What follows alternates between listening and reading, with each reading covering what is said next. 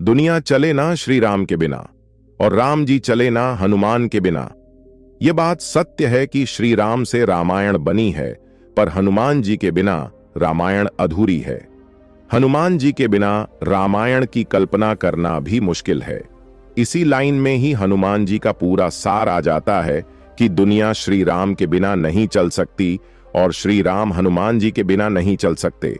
भगवान श्री राम ने यूं ही नहीं कहा है कि जो हनुमान जी की पूजा करेगा वो वास्तव में मेरी ही पूजा कर रहा होगा, और इस बात का बहुत बड़ा अर्थ निकलता है। आज के इस वीडियो में हम बात करेंगे उन 11 बातों के बारे में जो हमें हनुमान जी से सीखने को मिलती है। इन 11 बातों में जीवन जीने का तरीका है, करने का तरीका है, मेहनत करने का तरीका है, मन, कर्म और वाणी पर संतुलन करने का तरीका है, जो हमें भगवान हनुमान जी से सीखने को मिलता है। वैसे तो भगवान के गुणों को इन छोटे छोटे शब्दों से हम पूरी तरह नहीं समझ सकते, लेकिन फिर भी कोशिश करेंगे कि अगर ये 11 बातें कुछ हद तक भी हम अपनी जिंदगी में अप्लाई कर सकें तो फिर कोई भी लक्ष्य मुश्किल नहीं है। सब कुछ संभव है। जीवन में शांति संभव है, जीवन में सफलता संभव है। Everything is possible. तो चलिए सीखते हैं उन 11 बातों को जो हमें हनुमान जी से सीखनी चाहिए। और इन बातों को मैं आज के दौर के हिसाब से मुझे जो शब्द आसान लगेंगे उनके जरिए मैं आपको सिखाऊंगा। सिख नंबर 1, पॉसिबिलिटी थिंकिंग, यानी कि अगर हनुमान जी है तो सब पॉसिबल है। रामायण पॉसिबल है, सीता जी को खोजना पॉसिबल है, रावण का वध संभव है, राम सेतु संभव है, संजीवनी बूटी लाना पॉसिबल है, पहाड़ को उठाना पॉसिबल है। हनुमान जी एक बहुत बड़े पॉसिबिलिटी थिंकर थे कि काम तो पॉसिबल है, लेकिन करना उसको कैसे है वो आपको सोचना है। उसे कम को कैसे करना है यह सोचने के लिए आप में होना चाहिए खुद पर विश्वास, कोशिश करने की हिम्मत और उम्मीद, क्योंकि खुद पर विश्वास से आप उस काम को शुरू कर सकते हैं।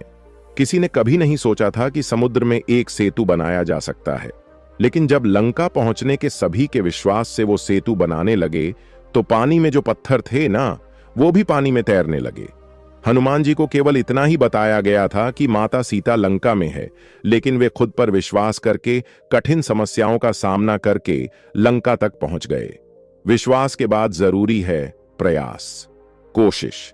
जब हनुमान जी को बहुत जगह ढूंढने के बाद भी माता सीता का पता नहीं चला तो उन्होंने सोचा कि क्यों ना हार मानने से पहले एक आखिरी प्रयास और किया जाए, और उनका आखिरी प्रयास कभी खत्म नहीं होता था। इसी आखिरी प्रयास को करते हुए उन्हें अशोक वाटिका में माता सीता मिल गई। हनुमान जी के इस गुण से यह सीख मिलती है कि कोई प्रयास आखिरी नहीं होता। अगर आपको लग रहा है कि यह काम किया जा सकता है तो उसे बीच में मत छोड़ो, फिनिश लाइन तक उसे करने की कोशिश करते रहो। क्या पता आने वाला स्टेप उस काम का लास्ट स्टेप, और उसके बाद आप उस काम में जीत जाओ। और कोशिश के साथ साथ जरूरी है उम्मीद रखना। उम्मीद पर दुनिया कायम है, इसलिए जब तक आपको लक्ष्य नहीं मिलता तब तक प्रयास करें, और खासकर हार मानने से पहले एक और प्रयास जरूर करें। सफलता जीवन का अंत करने से नहीं बल्कि प्रयास करने से मिलती है, इसलिए खुद पर विश्वास रखें, अंत तक कोशिश करते रहे और अच्छे परिणामों की हमेशा उम्मीद बनाए रखें। Sikh number 2, dedication, discipline and devotion. Dedication क्या है? जब लक्ष्मण जी युद्ध भूमि में मूर्छित हो गए थे तो हनुमान जी को संजीवनी बूटी लानी थी। उनको यह टास्क दिया गया। वो वहां चले तो गए, लेकिन संजीवनी बूटी पहचानते नहीं थे, तो वो पूरा का पूरा पहाड़ उठाकर ले आए। सामने समस्या थी, लेकिन सॉल्यूशन उन्होंने अपने डेडिकेशन से ढूंढ लिया। इससे हम यह सीख सकते हैं कि अगर मन में दृढ़ निश्चय हो, डिटर्मिनेशन हो, संकल्प हो, किसी भी काम को अच्छे तरीके से करने की लगन हो, आप उसे करने की अगर ठान लो कि बस करना है और मुझे ही करना है, तो कोई भी काम मुश्किल नहीं है। डिसिप्लिन क्या है? लंका में माता सीता की दुख भरी कंडीशन देखकर हनुमान जी बोले कि माता, अगर मैं चाहूं ना तो अभी मैं आपको कंधे पर बिठाकर श्री राम के पास लेके चल सकता हूं, लेकिन मुझे इसकी आज्ञा नहीं है। मुझे केवल आप तक ये संदेश पहुंचाने की आज्ञा मिली है कि श्री राम आपको ढूंढने के लिए, आपको वापस ले जाने के लिए आ रहे हैं। हनुमान जी के इस गुण से यह सीख मिलती है कि आज्ञा के अनुसार ही कार्य करें। आप में भले ही बहुत पावर हो, लेकिन उससे भी ज्यादा जरूरी है डिसिप्लिन। आप में भले ही बहुत सारा टैलेंट हो, लेकिन उससे भी ज्यादा जरूरी है डिसिप्लिन। डिवोशन क्या है? समर्पण, कर्तव्यनिष्ठता। हनुमान जी ने श्री राम को दिए गए वचन पर बने रहकर सीता जी को ढूंढने में पूरे समर्पण के साथ काम किया। उस वक्त उन्होंने खुद के बारे में, अपने भाई बंधुओं और उनके राज्य परिवार के बारे में भी बिल्कुल नहीं सोचा। किसी छोटे परिवार से नहीं थे। समर्पण का भाव आजकल के रिश्तों में होना ही चाहिए। बदले की भावना से कि वो मेरे लिए ये करेगा तो मैं उसके लिए ऐसा कर दूंगा। ऐसी सोच के साथ किसी के साथ भी काम मत करो। जितना आपसे हो सकता है उतना पूरे डिवोशन से ही करो। इसलिए अपने हर काम को पूरे डेडिकेशन, डिसिप्लिन और डिवोशन से कंप्लीट करो। सीख नंबर 3 जो हमें हनुमान जी से सीखने की जरूरत है, काम में बुद्धिमानी के साथ शांति रखना, डिसीजन मेकिंग, इमोशनल बैलेंस और कंट्रोल। उनका सामना सुरस्सा नामक राक्षसी से हुआ, जो समुद्र के ऊपर से निकलने वाले को खाने के लिए कुख्यात थी। हनुमान जी ने जब सुरस्सा से बचने के लिए अपने शरीर का विस्तार करना शुरू कर दिया, तो रिप्लाई में सुरस्सा ने अपना मुंह और बड़ा कर दिया। इस पर हनुमान जी ने स्वयं को छोटा सा बना करके सुरस्सा के मुख से जाकर के वापस आ गए। ये थी उनकी इंटेलिजेंस, बुद्धिमानी। सुरस्सा ने उनको छोड़ दिया कि मैं बड़ी खुश हुई। हमें भी व्यर्थ मामलों में पड़ने की बजाय सही समय पर शांत दिमाग से सही डिसीजन लेकर काम करना चाहिए। इस एग्जाम्पल से हमें सीखने को मिलता है कि जहां मामला अहम का हो, ईगो का हो, वहां बल नहीं बल्कि बुद्धि काम करेगी। बड़े लक्ष्य को पाने के लिए अगर कहीं झुकना भी पड़े, शांत होना पड़े तो हो जाना चाहिए। कभी कभी कंपटीशन ताकत से नहीं, मन से जीता जाता है। इमोशनल होकर फैसले मत लो। इमोशंस और टेम्परेरी बट के बल पर अगर आप डिसीजन लोगे, एक्शन लोगे, वो परमानेंट हैं, फिर आप उनको वापस नहीं कर सकते। इमोशंस होने पर आपका कोई भी फायदा उठा सकता है। So be practical, make decision based on the outcomes you want, not depending on your emotions. परिणाम को ध्यान में रखते हुए डिसीजन, इमोशंस को ध्यान में रखते हुए डिसीजन मत लो। सीख नंबर 4 जो हमें हनुमान जी सिखाते हैं, विनम्रता, simplicity with physical power eagles, politeness, humbleness. माता सीता के सामने वे सूक्ष्म रूप में गए, क्योंकि वो एक मां के सामने बेटे की तरह गए थे। वही लंका जलाने के लिए उन्होंने विशाल रूप धारण किया। कितने वर्सेटाइल थे, लेकिन पता था कहां पर क्या करना है। इस तरह जहां जितना जरूरी हो उतना ही शक्ति का या ज्ञान का प्रदर्शन करें। फोकट का दिखावा ना करें। ज्ञान, बुद्धि, विद्या और बल के साथ ही हनुमान जी में विनम्रता भी अपार थी। सही समय पर सही कार्य करना और कार्य को अंजाम तक पहुंचाने का उनमें चमत्कारिक गुण था। और यहां आप विनम्रता, बड़ों की रिस्पेक्ट, जहां जरूरत हो वहां ज्ञान का प्रदर्शन और पब्लिसिटी सीख सकते हैं। आपको बल, बुद्धि और विद्या सहित उद्धार करने वाले, पोलाइट, हम्बल, क्रोध रहित होना चाहिए। लंका में हनुमान जी ने सीता माता को ढूंढकर, लंका को जलाकर जो अपने बल का प्रदर्शन किया था, उसका श्री राम के सामने बखान उन्होंने खुद की सराहना में न करके वो सारा श्री राम का आशीर्वाद बताया। यही उनका बड़प्पन था, क्योंकि हनुमान जी विनम्र स्वभाव के, बिना क्रोध के और बिना ईगो के अपना काम करने में विश्वास रखते थे। अगर आप में कुछ स्पेशल है, आप लोगों से हटकर कुछ कर सकते हैं, तो उसका घमंड नहीं करें। लोगों की भलाई में अपनी पावर का इस्तेमाल करें। जितना झुक कर रहेंगे उतने ही आपकी पावर और पहचान बढ़ती रहेगी। हनुमान जी को पूरी रामायण में कहीं भी क्रोधित होते हुए आपने नहीं देखा होगा। बड़ी ही विनम्रता से हर कार्य को पूरा करना उनका सबसे खास गुण था, जिसे लोगों को सीखने की जरूरत है। गुस्सा आज के समय का एक ऐसा अवगुण है जो बने बनाए काम को बिगाड़ देता है। ईगो और एंगर आपकी पावर, आपकी पहचान को खत्म करते हैं। क्रोध करने से आपकी नॉलेज की एफिशिएंसी कम हो जाती है। इसलिए विनम्र बने, हम्बल बने। सीख नंबर 5 जो हमें हनुमान जी से सीखने को मिलती है, planning and execution and good planning with good team management. Hanuman ji को जो भी काम दिया जाता था ना, उसको करने के लिए वो सबसे पहले एक प्लान बनाते थे, फिर उसी प्लान के अकॉर्डिंग काम करते थे। जब हनुमान जी को श्री राम ने माता सीता के पास अंगूठी लेकर के भेजा, तो केवल यह कहा था कि सीता से कहना कि राम जल्द ही आपको लेने लंका। परंतु स्थिति की नजाकत को देखते हुए हनुमान जी ने अपने इन सभी कार्यों को अंजाम देने के लिए उन्होंने सबसे पहले एक योजना बनाई। फिर रावण जैसे लोगों के बीच विभीषण जैसा एक सज्जन राम भक्त भी ढूंढ डाला। लंका में आग लगाकर रावण को डरा दिया और अशोक वाटिका में रावण के सबसे छोटे पुत्र अक्षय कुमार का वध भी कर डाला। उसके बाद माता सीता का पता लगाया और प्रभु श्री राम द्वारा दी गई अंगूठी उन्हें सौंप दी, जिससे सीता माता इतनी खुश हुई कि जब राम का एक भक्त ऐसा हो सकता है तो पूरी सेना कैसी होगी। उनके मन में विश्वास आया कि वो जल्द ही वहां से चली जाएंगी। यह हनुमान जी की एक पूरी रणनीति की ओर ही संकेत करता है। ये सब उनकी प्लानिंग का नतीजा था। तो आप भी अच्छे परिणाम की उम्मीद कर रहे हैं तो किसी भी काम को करने से पहले उसकी पूरी एक कार्य योजना, उसका मैप, उसका ब्लूप्रिंट तैयार करो कि हमें ये काम कब करना है, कैसे करना है, इसके पहले क्या करना है, उसके बाद में क्या करना है, इस काम में कितनी मेहनत और कितना टाइम लग सकता है। प्लानिंग आपके दिमाग में रहेगी ना तो वो काम अच्छे से कंप्लीट होने की पॉसिबिलिटी भी बढ़ जाएगी। Plans nothing but planning is everything. Plan तो बहुत सारे लोगों के होते हैं, लेकिन प्लानिंग क्या है? वो important team work. Hanuman ji और उनकी टीम ने लंका जाने के लिए रास्ता बनाने में जो योगदान दिया था वो उनके टीम मैनेजमेंट का सबसे बेस्ट एग्जाम्पल है। आपके पास भी ऐसे कई काम होंगे जो आपको अकेले करने में बहुत मुश्किलें आती हैं, इसीलिए कई बार टीम वर्क के रिजल्ट बहुत अच्छे आते हैं।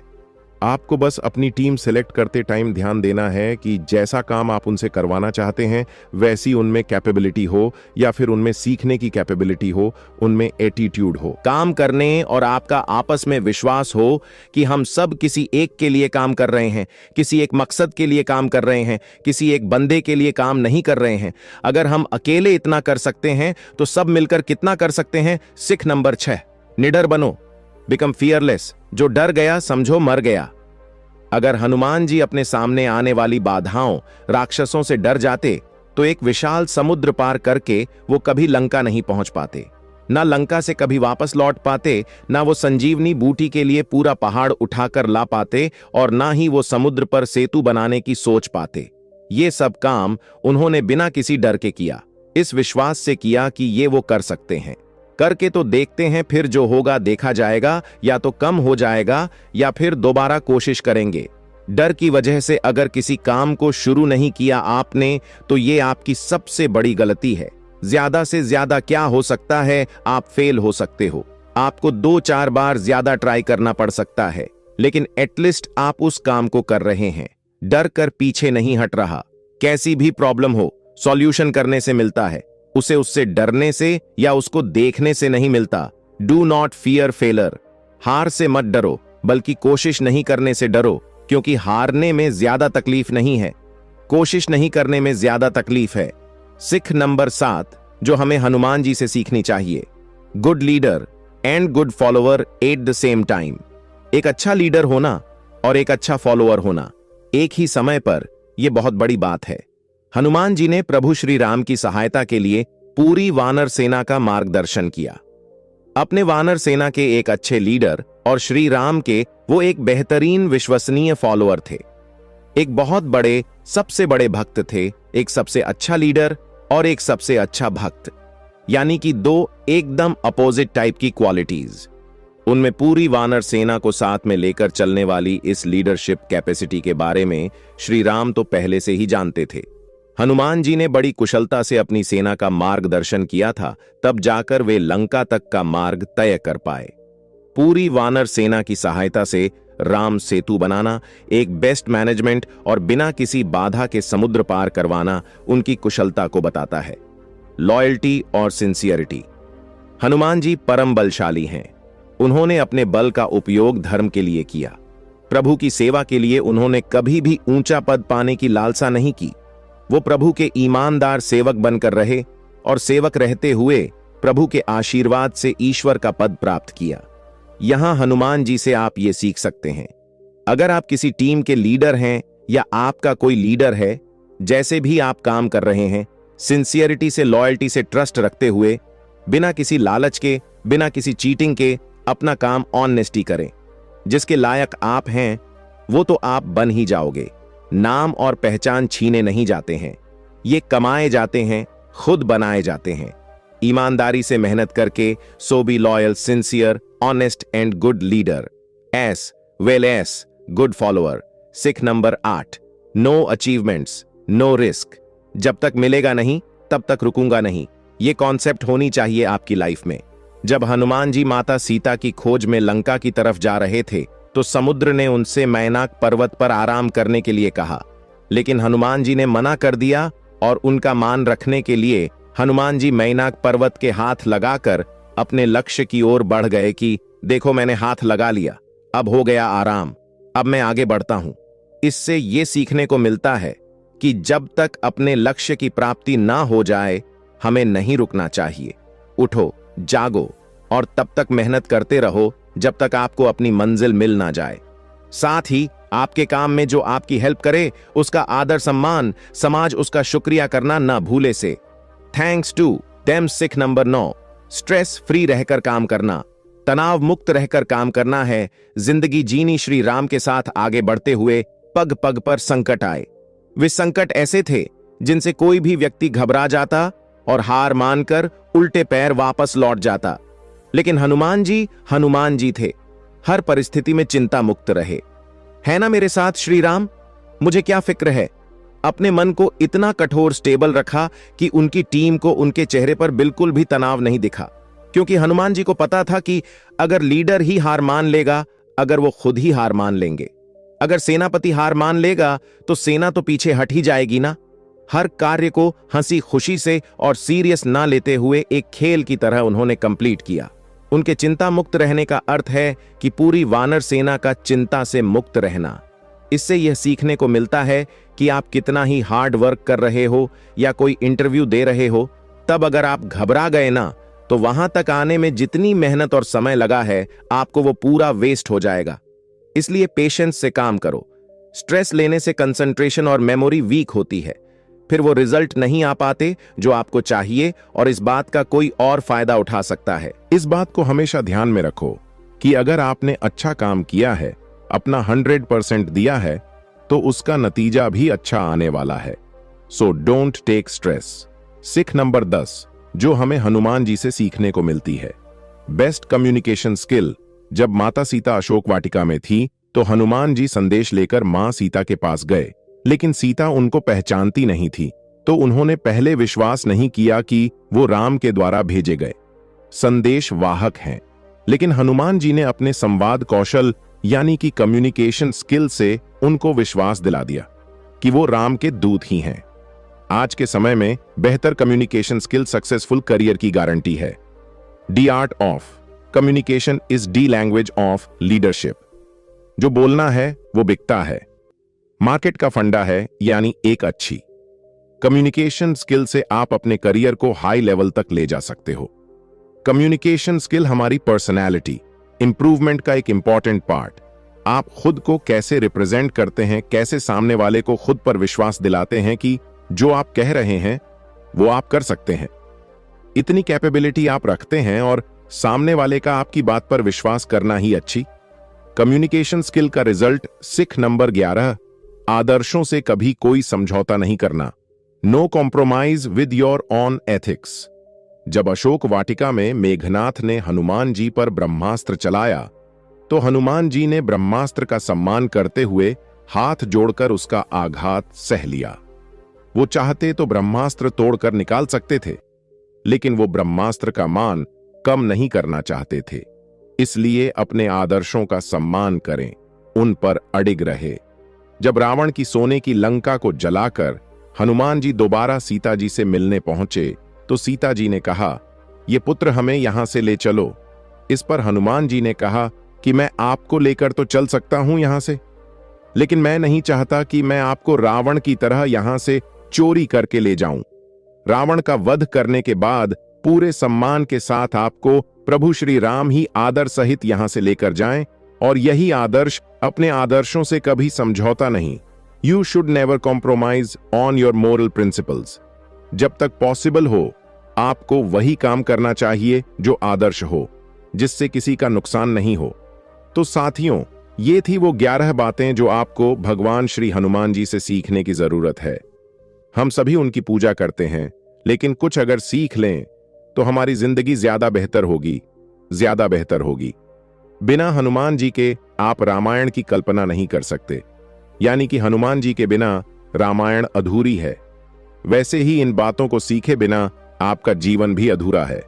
उम्मीद करता हूं कि श्री राम और हनुमान जी से मिली हुई इन सीख को आप अपने जीवन में अप्लाई करके देश में अपना ही नहीं बल्कि दुनिया में देश का नाम रोशन करेंगे। जय हिंद, वंदे मातरम, जय बजरंग बली, जय श्री राम।